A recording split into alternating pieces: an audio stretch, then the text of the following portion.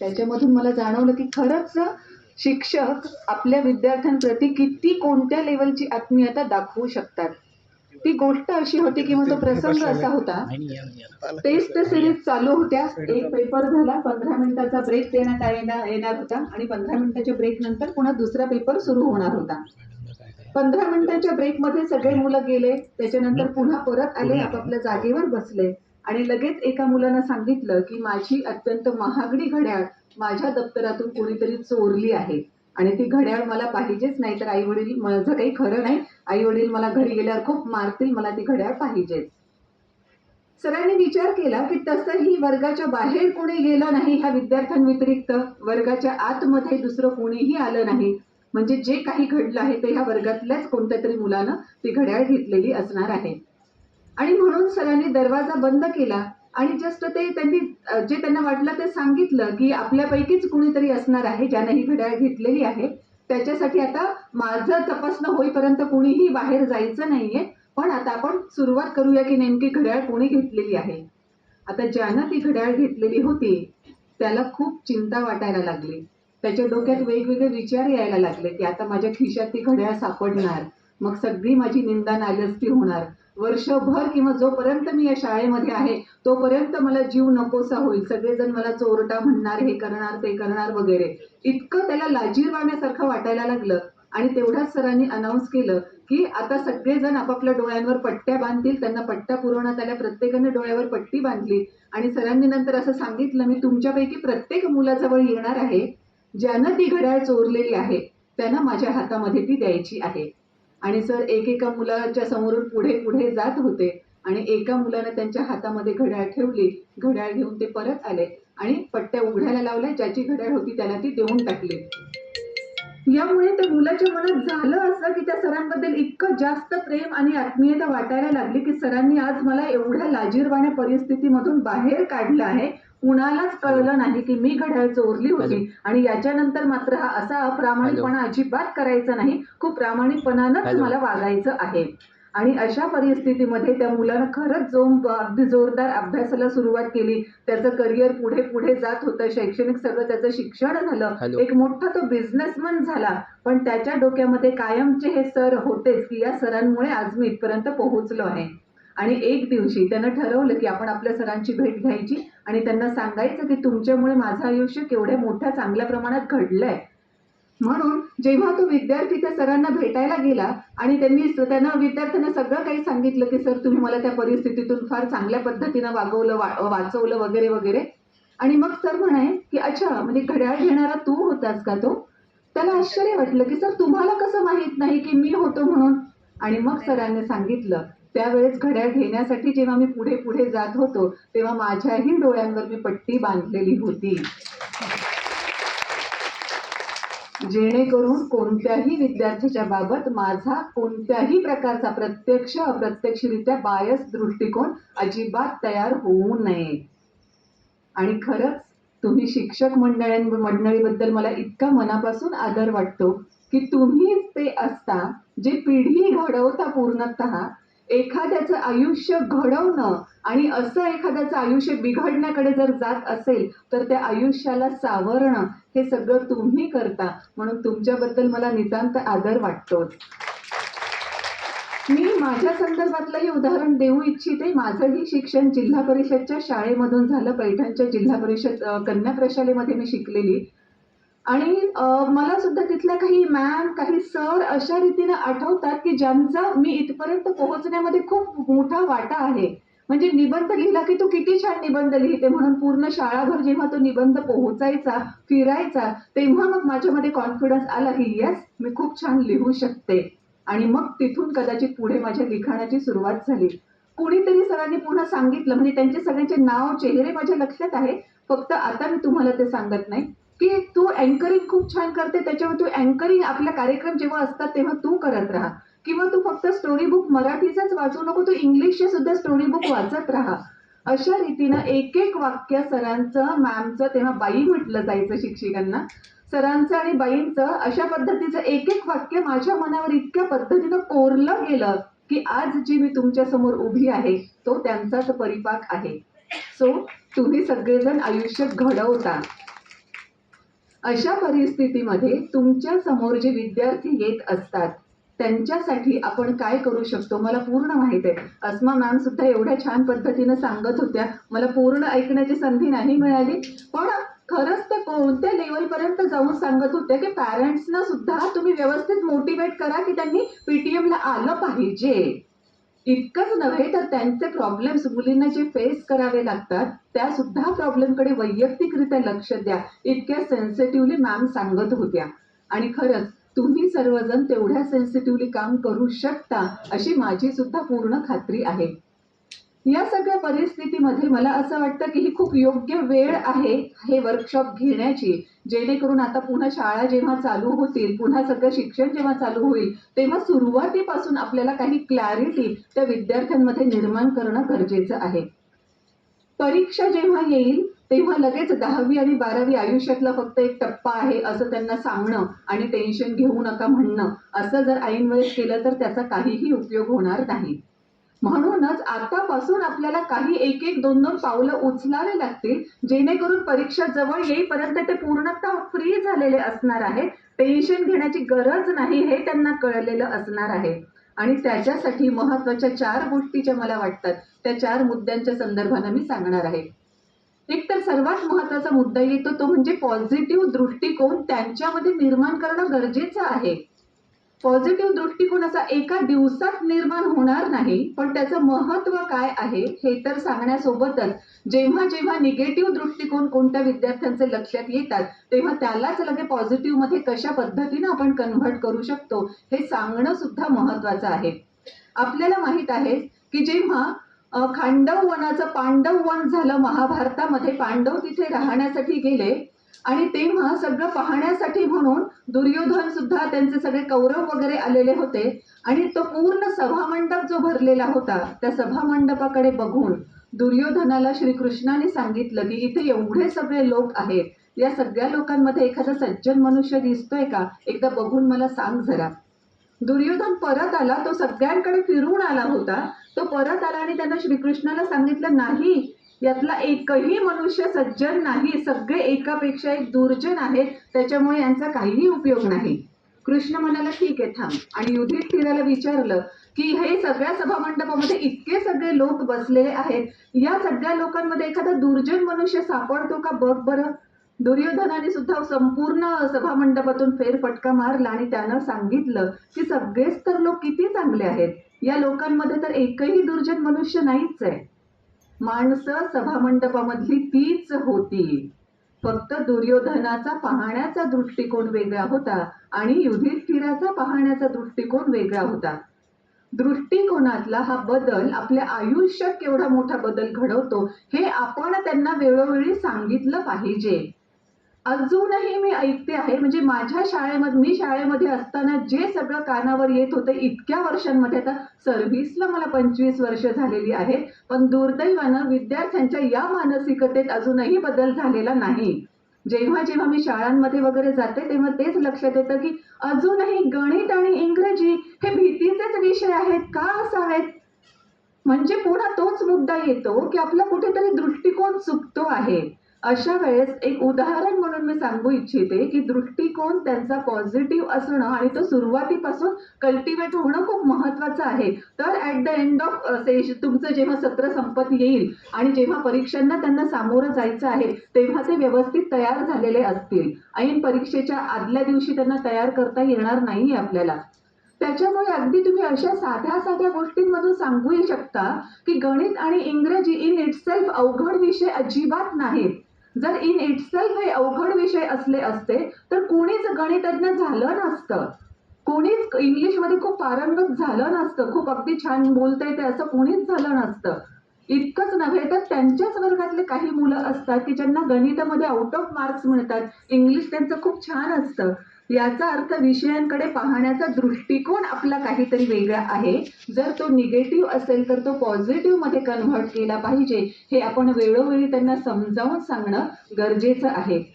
त्यासोबतच परीक्षेची भीती हे सगळं जे म्हटलं जातं ना, तर आपण त्याच्यासाठी अगदी वर्षभर वेगळ्या वेगळ्या टेस्ट घेत राहतो. कशासाठी? ते तेवढ्याचसाठी की परीक्षा नावाचा काहीतरी अगदी मोठं भूत आहे ते तुमच्या मानगुटीवर बसले असं अजिबात नाही. परीक्षेसाठी ते यूज टू व्हावे, त्यांना व्यवस्थित वेळ लावून तो पेपर सोडवता यावा आणि कुठे आपण कमी आहोत, कुठे आपण फार आपला हा स्ट्रॉंग पॉइंट आहे हे त्यांना लक्षात यावं. याच्यासाठी वर्षभर तर वेगवेगळ्या टेस्ट घेतल्या जातात, वेगवेगळ्या परीक्षा घेतल्या जातात. त्याच्यामुळे या परीक्षा घेण्याचं प्रयोजन काय आहे वर्षभर, अगदी बोर्डची परीक्षा येण्याच्या अगोदर, हे सुद्धा आपण त्यांच्यापर्यंत पोहोचवलं पाहिजे.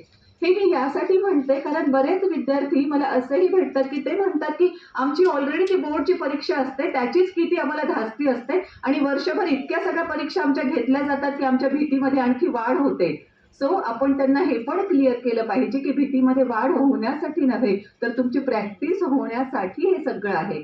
पुन्हा दृष्टिकोनाचा मुद्दा तिथे येतोच. अशा रीतीने जेव्हा आपण त्यांना व्यवस्थितरित्या आपल्या नेहमीच्याच वागण्या बोलण्यातून ऑटोमॅटिकली काउन्सिल करत राहू तेव्हा डेफिनेटली अगदी परीक्षेच्या आदल्या दिवशी त्यांना येणारा ताण हा बऱ्यापैकी कमी झालेला असणार आहे. दुसरा पॉझिटिव्ह ॲटिट्यूड त्यांच्यामध्ये डेव्हलप करणं, याच्यासोबतच मला आणखी दुसरा महत्वाचा मुद्दा असा वाटतो तो म्हणजे आपणही त्याच्याशी पॉझिटिव्हली बोलत राहणं. कारण शिक्षकांचे शब्द खरंच खूप महत्वाचे असतात. अगदी ते त्यांच्या आयुष्यावर, त्यांच्या मनावर कोरले जातात. मी जसं म्हणाले की तू खूप छान निबंध लिहितेस, हे माझ्या मनावर असं कोरलं गेलं की मी खूप छान लिहू शकते असं वाटत राहील आणि मी सतत लिहित गेले. पण तेच जर निगेटिव्ह कॉमेंट एखाद्या विद्यार्थ्याला ऐकावी लागली की तुझं काही खरं नाही, तुला हे बिलकुल येत नाही किंवा अगदी तू मोठं आहेस, अगदी सहजपणानं त्या परिस्थितीमध्ये जरी आपण बोलून गेलो असलो तरी सुद्धा त्या विद्यार्थ्याच्या मनावर होणारा परिणाम फार वाईट असतो. त्याच्यामुळे कुठल्याही परिस्थितीमध्ये मला कल्पना आहे पॅरेंट्सही कदाचित तुम्हाला इरिटेट करत असतील, विद्यार्थी सुद्धा कदाचित तुम्हाला इरिटेट करत असतील, पण तरी सुद्धा आपल्या अशा निगेटिव्ह किंवा वेगळ्या पद्धतीच्या बोलण्याचा त्यांच्यावर दूरगामी परिणाम होतो हे जर आपण लक्षात ठेवलं तर डेफिनेटली प्रत्येक वेळेस आपण सुद्धा त्यांच्याशी पॉझिटिव्हली बोलणं आपल्याला डेफिनेटली शक्य होईल. बरेच पॅरेंट्सही मी असे बघते की ते सांगतात की तू जर अभ्यास केला नाही ना, असं कोणीतरी दाखवलं जातं की एखादा भंगारवाला मनुष्य आहे, एखादा झाडूवाला मनुष्य आहे. अर्थात त्यांचेही प्रोफेशन महत्वाचे आहेतच, कारण त्यांचे ते प्रोफेशन आहेत म्हणून आपलं बाकीचं सगळं व्यवस्थित चालतंय. कोणत्याही प्रोफेशनला कमी लेखणं हा माझा अजिबात उद्देश नाही. पण जस्ट मी हे सांगते की बरेच पॅरेंट्सही मी असे बघितले की ते सांगतात की तू जर शिकला नाहीस, व्यवस्थित मोठा झाला नाहीस तर बघ तो तसा झाडूवाला होशील, तसा भंगारवाला होशील. असं म्हणून आपल्याला खरंच काय साध्य करायचं असतं? उलट त्याच्याऐवजी जर आपण त्यांना असं म्हटलं तर बघ तू जर शिकून मोठा झालास ना तर हे असे जे लोक आहेत ना त्यांच्याही आयुष्यामध्ये तू बदल घडवून आणू शकशील. त्यांचंही आयुष्य तू इतकं छान करशील की त्यांना सुद्धा फार छान अभिमान वाटेल स्वतःबद्दल किंवा त्यांनाही त्यांच्या प्रोफेशन बद्दल त्यांच्या मनात अभिमान निर्माण करू शकशील. असं जर आपण त्यांना सांगितलं म्हणजेच आपणही त्यांच्यासोबत बोलत असताना पॉझिटिव्ह मॅनरमध्ये बोलत राहिलो तर त्याचाही फार मोठा इम्पॅक्ट या सगळ्या गोष्टींवर होणार आहे. आणि अर्थातच पॅरेंट्सही जेव्हा तुमच्यासोबत मीटिंग्समध्ये असतात, तुमच्याशी बोलत असतात तेव्हा अस्मा मॅम जसं म्हणाल्या की त्यांचेही काही विचार जाणून घेणं आणि जर अशा रीतीनं कुठे निगेटिव्ह जात असतील तर तुम्ही लगेच त्यांना सांगणं. कारण शिक्षकांचा शब्द जसा विद्यार्थ्यांसाठी खूप महत्वाचा असतोच तसाच तो पालकांसाठी सुद्धा खूप महत्वाचा असतो. कारण नवीन शिक्षण क्षेत्रातली सगळी माहिती त्यांना आहे हे पालकांनाही जाणीव असते आणि म्हणून काही बदल झाले असतील किंवा मुलांशी असं अगोदर वागलेलं चालायचं पण आता चालत नाही असं जर काही असेल तर ते तुमच्यावर बिनधास्तपणे विश्वास ठेवून असतात. त्या परिस्थितीमध्ये जर एखाद्या पालकाचा दृष्टिकोन असा चुकत असेल तर त्यालाही पॉझिटिव्हकडे नेणं ही सुद्धा जबाबदारी आपण पार पाडली पाहिजे असं मला वाटतं. अर्थात तुम्ही पार पाडत असणारच आहात पण माझे जे विचार आहेत ते मी तुमच्यापर्यंत पोहोचवते. तिसरा महत्वाचा मुद्दा जो मला वाटतो तो म्हणजे मुलांचा सेल्फ टॉक जो असतो त्या सेल्फ टॉककडे सुद्धा आपण लक्ष देणं किंवा त्या सेल्फ टॉक बद्दल त्यांना स्वतःला अवेअर करणं. मोस्ट ऑफ द टाइम्स काय होतं की अगदी हुशार विद्यार्थी सुद्धा मी पाहिले की त्यांना असं वाटायला लागतं मी केलाय खरा अभ्यास पण नेमकं परीक्षेत मला काहीच नाही आठवलं तर मी अभ्यास केलाय खरं, पण नेमकं एकदम एकदम वेगळंच काहीतरी त्याच्यामध्ये आलं तर, त्या प्रश्नाचा अर्थच मला जर नाही कळाला तर, किंवा माझी रात्री झोप व्यवस्थित होईल का, मला व्यवस्थित लिहिता येईल का, किंवा काही जणांना पुढे वाटायला लागतं मला एकदम छातीची धडधड वाढते माझी, एकदम अंगाचा थरकाप होतोय वगैरे वगैरे. अशा ज्या सगळ्या सेल्फ टॉक मधून ते जात असतात, त्या सगळ्या सेल्फ टॉकला सुद्धा पॉझिटिव्ह मध्ये कन्व्हर्ट करणं किती महत्वाचं आहे हे सुद्धा आपण त्यांना समजावून सांगितलं पाहिजे. आणि अर्थातच जेव्हा तुम्ही त्यांच्याशी वर्गामध्ये डायलॉग करत असता, तेव्हा अशा रीतीनं कुणाचा एखाद्याचा सेल्फ टॉक घेऊन तो निगेटिव्ह असताना पॉझिटिव्ह कसा करायचा, की येस होणारच आहे, म्हणजे बापरे परीक्षा आली, आता परीक्षा आली आहे बरं का, अशा पद्धतीने म्हणण्याच्या ऐवजी आता वर्षभर तुम्ही अभ्यास जो केलेला आहे, तर त्याचा तुम्ही केलेला अभ्यास खरंच दाखवून देण्याची संधी आता आलेली आहे.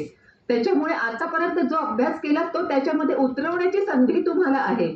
अशा रीतीनं त्यांचा सेल्फ टॉक आपण पॉझिटिव्ह कडे न्यायला सुरुवात केली तर डेफिनेटली ते त्याही बाबतीमध्ये खूप चांगल्या रीतीनं अभ्यासही करतील आणि स्वतःची मनस्थिती सुद्धा व्यवस्थित ठेवतील. बरेचदा एक बाब अशी सुद्धा होत राहते की हे विद्यार्थी परीक्षा जवळ आली म्हटलं की त्यांचं रुटीन शेड्यूल सगळं बिघडवून टाकतात आणि त्याचा आणखी एक वेगळाच इम्पॅक्ट होतो. म्हणजे व्यवस्थित झोप घेणार नाहीत, व्यवस्थित जेवण करणार नाही, खायचं जरी असेल तरी पटकन मला तोंडात टाकण्यासारखं काहीतरी जंक फूड खात असणार. आणि आता आपण विद्यार्थ्यांची लाईफस्टाईल बघितली तर एका ठिकाणाहून दुसऱ्या ठिकाणी फक्त बसायचंच आहे. घरी बसलेले असतात, आवरतात, मग स्कूल बसमध्ये बसतात, मग शाळेमध्ये बसतात, पुन्हा मग ते व्हेकलमध्ये बसतात, पुन्हा घरी आलं की अभ्यासाला बसतात. म्हणजे त्यांना फिजिकल ऍक्टिव्हिटी ऍज सच काहीच नाही. आणि मोस्ट ऑफ द टाइम्स दुर्दैवानं कदाचित म्हणजे या शाळांमध्ये पण होत असेल, पण माझ्या मुलांच्या शाळांमध्ये तर हमखास हे व्हायचं की स्पोर्ट्स पिरियडलाच उडवलं जातं. स्पोर्ट्स पिरियड असतात खरं, पण नेमकं नाही स्पोर्ट्स पिरियड बाजूला करा, त्याच्याऐवजी आता हा याचा सिलेबस कम्प्लीट करायचा किंवा त्याच्याऐवजी मॅथ्सचं घेतलं पाहिजे, त्याच्याऐवजी आपण हे केलं पाहिजे. स्पोर्ट्स सुद्धा तेवढंच महत्वाचं आहे, कारण फिजिकल ऍक्टिव्हिटी जर त्यांची व्यवस्थित राहिली तरच ते व्यवस्थित सगळं काही करू शकणार आहेत. जसं व्यवस्थित झोप आवश्यक आहे, व्यवस्थित खाणं आवश्यक आहे, त्याच सोबत शरीराला व्यवस्थित हालचाल मिळणं हे सुद्धा खूप आवश्यक आहे. म्हणून अशा स्पोर्ट्सच्या पिरियडवर गदा आणण्याच्या ऐवजी बाकीच्या सगळ्या विषयांचं सिलेबस किंवा वेळापत्रक अशा रीतीनं पुढे नेलं जावं जेणेकरून त्यांना स्पोर्ट्सचे पिरियड सुद्धा व्यवस्थित मिळतील. कारण जर आतापासूनच आपण त्यांच्यामध्ये फिजिकल ऍक्टिव्हिटी बद्दलचं महत्व त्यांच्या लक्षात आणून देणार नसू तर नंतर तर त्यांना लक्षात घेण्याची काही गरजच नाहीये. आणि जसं आता प्रश्न विचारताना सरांनी सांगितलं होतं की 11वी-12वी पासून तर ते ना पालकांच्या हातामध्ये राहतात ना शिक्षकांच्या हातामध्ये राहतात. त्यांना लगेच पंख फुटलेले असतात आणि त्या पंखांना आवर घालणं सगळ्यांसाठीच खूप अवघड ठरत असतं. म्हणून हे आतापासून त्यांच्या डोक्यामध्ये जर टाकलं आपण, म्हणजे विचारांची क्लॅरिटी त्यांच्या डोक्यात व्यवस्थित निर्माण केली की हे सगळं जे आहे ते तुमच्या हितासाठीच आहे. त्याच्यासोबत आपण हे पण तर बघितलं पाहिजे, जो माझ्यासाठी चौथा महत्वाचा मुद्दा आहे तो म्हणजे स्वतःचा ऍटिट्यूड काय आहे, ऍप्टिट्यूड काय आहे. ऍटिट्यूड तर महत्वाचा आहेच, पण त्यासोबत स्वतःचा ऍप्टिट्यूड, स्वतःचं पॅशन सुद्धा तेवढंच महत्वाचं आहे. दुर्दैवानं आपण काय करतो, पॅरेंट्स या कॅटेगरीमधून आपण सुद्धा, कारण जरी आपण इथे शिकवण्याच्या प्रोफेशन मध्ये असलो तरी एका बाजूला आपण पॅरेंट सुद्धा आहोत. आणि मग बघा की जेव्हा आपल्याला कोणीतरी सांगतं की माझा मुलगा मेडिकलला आहे, माझा मुलगा इंजिनिअरिंगला आहे, तेव्हा आपल्याला छान वाटतं त्यांच्याबद्दल. आणि कोणी त्याच्यापेक्षा वेगळं काही प्रोफेशन सांगितलं का, हो का, बरं बरं, असं होऊन जातं. आणि दुर्दैवानं मुलांना सुद्धा आपल्याच वागण्यातून हेच कळतं की डॉक्टर किंवा इंजिनियर होणं हेच खूप मोठे प्रोफेशन आहेत, त्याच्या व्यतिरिक्त दुसऱ्या कोणत्या प्रोफेशनला अर्थच नाही. जेव्हा की समाजामध्ये वावरत असताना आपल्याला माहित आहे की प्रत्येक प्रोफेशन तेवढंच महत्वाचं आहे. आपल्याला सगळ्यांना ही पण कल्पना आहे की मावशी बाई आपल्याकडे आल्या नाही एक दिवस तर आपली किती धांदल उडते. अशा परिस्थितीमध्ये त्या मावशीबाई सुद्धा तेवढ्याच महत्वाच्या आहेत. म्हणूनच अगदी लहान मुलांना कम्युनिटी हेल्पर्स म्हणून त्यांची ओळख करून दिली जाते. मग अशा परिस्थितीमध्ये या सगळ्या प्रोफेशन सोबत बाकीचेही भरपूर सारे प्रोफेशन्स आहेत, ते त्यांच्या लक्षात आणून दिलं पाहिजे.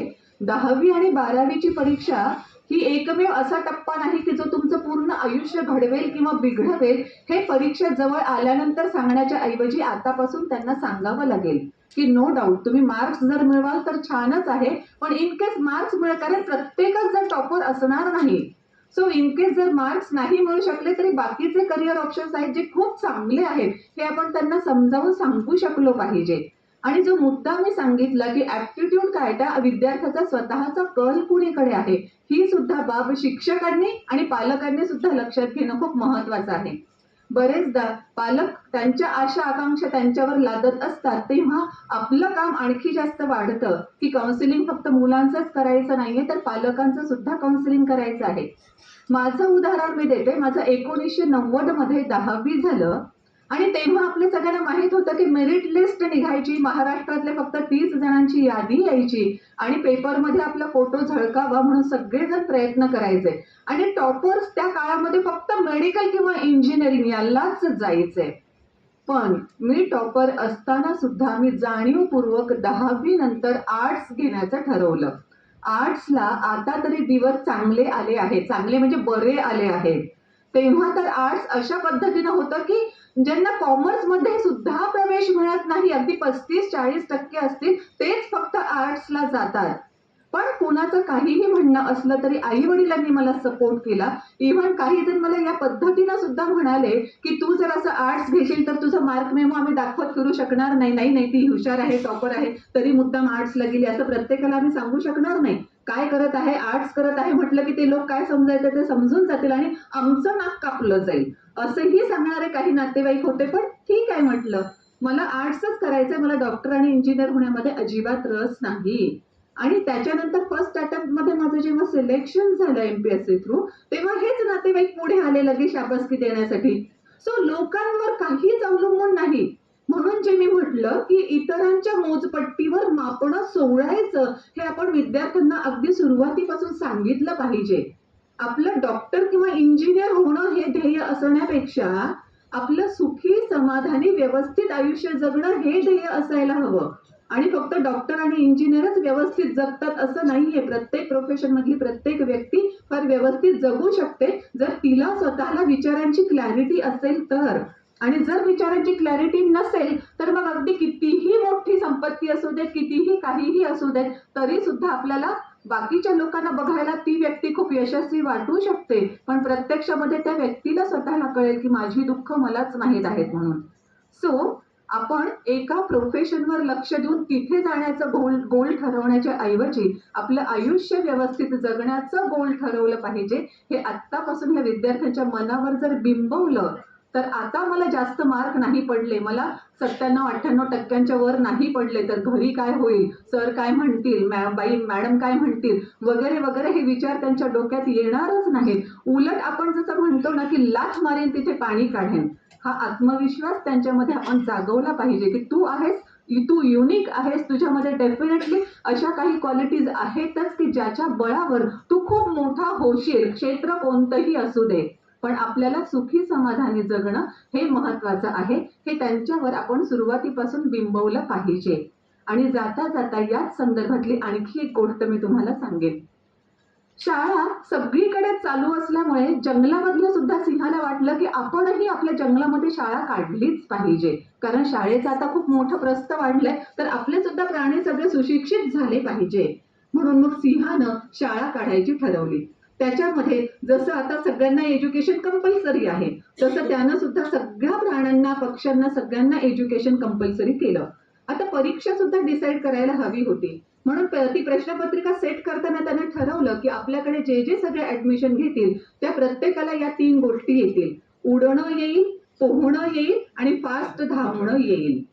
आणि मग हे सगळे प्राणी, सगळे पक्षी त्यांच्या शाळेमध्ये यायला लागले आणि लक्षात असं यायला लागलं, अरे हा पक्षी उडतो छान पण काय उपयोग, कारण त्याला धड पोहता पण येत नाहीये नीट जास्त वेळ आणि धड त्याला जमिनीवरून पळता पण येत नाहीये. मग त्या पक्षाला सांगण्यात आलं की तू त्या मगरीसारखं पोहलं पाहिजेस आणि त्या चित्त्यासारखं धावलं पाहिजेस. तो पक्षी सांगायचा नाही, पण मला उडता छान येतं. तुला उडता येतं ना, आता ते उडणं बाजूला ठेव आणि ह्या 2 गोष्टींमध्ये हे 2 स्किल तू प्राप्त कर. असंच प्रत्येकाला सांगितलं. चिट्ट्यालाही सांगितलं की तुला पाण्यात जास्त वेळ पोहणं आलं पाहिजे, तुला उडणं आलं पाहिजे, आता पळणं मागे ठेव आणि ह्या 2 गोष्टींकडे जा. मगरीलाही तसंच सांगण्यात आलं. परिणाम काय झाला? जे त्यांचं ओरिजिनल स्किल त्यांना येत होतं ते सुद्धा त्यातलाही कॉन्फिडन्स ते गमावून बसले आणि त्यांना काहीही करता आलं नाही. सो आपल्या विद्यार्थ्यातले नेमके काय गुण आहेत हे आपल्याला ताबडतोब कॅच करता आले पाहिजे. ठीक आहे, या विषयामध्ये नसेल तरी या विषयामध्ये तो छान एक्सपर्ट आहे किंवा त्याचा कॉन्फिडन्स जर कमी होत आहे तर त्याचा कॉन्फिडन्स आपण वाढवला पाहिजे आपल्याच पॉझिटिव्ह शब्दांनी. त्याचा सेल्फ टॉक सुद्धा पॉझिटिव्ह कसा होईल हे सांगितलं पाहिजे आणि दृष्टिकोन सुद्धा त्याचा पॉझिटिव्ह ठेवणं किती महत्वाचं आहे हेही सांगितलं पाहिजे. इतकंच नव्हे तर जसं मी आता शेवटचा पॉइंट सांगताना म्हटलं की स्वतःचं पॅशन, स्वतःचं ऍप्टिट्यूड हे स्वतःला सुद्धा कळलं पाहिजे. त्याच्यामुळे सेल्फ इंट्रोस्पेक्शन करणं सुद्धा किती महत्वाचं आहे हे विद्यार्थ्यांना तुम्ही आतापासून जर सांगायला लागलात तर डेफिनेटली भविष्यामध्येही जिथे जिथे अशा रीतीने इंट्रोस्पेक्ट करण्याची वेळ येईल तिथे सुद्धा ते व्यवस्थितरित्या इंट्रोस्पेक्ट करतील आणि जिथे कुठे विकनेसेस दिसतील ते बाजूला काढून पुन्हा आपली स्ट्रेंथ वाढवण्यासाठी ते डेफिनेटली प्रयत्न करतील. सो तुमच्या हातून अजूनही चांगले चांगले विद्यार्थी घडावेत आणि विद्यार्थ्यांच्या आयुष्याचा लाईफ टाईम आपण भाग होतो हे सुदैव कोणत्याच दुसऱ्या प्रोफेशनला मिळत नाही. म्हणजे जसं मी म्हणते की तुम्हाला सांगत असताना त्या सरांचे बाईंचे चेहरे त्यांचं बोलणं सगळं माझ्या समोर होतं. लाईफ टाईम माझ्या आयुष्याचा ते भाग झालेले आहेत. तसं भाग्य फक्त तुम्हा प्रोफेशन मधल्या लोकांना मिळतं आहे. सो हे भाग्य तुम्हाला पुढेही खूप छान पद्धतीनं मिळो आणि असंख्य विद्यार्थ्यांच्या आयुष्याचा तुम्ही भाग हो अशी सदिच्छा व्यक्त करते आणि इथेच थांबते. थँक्यू.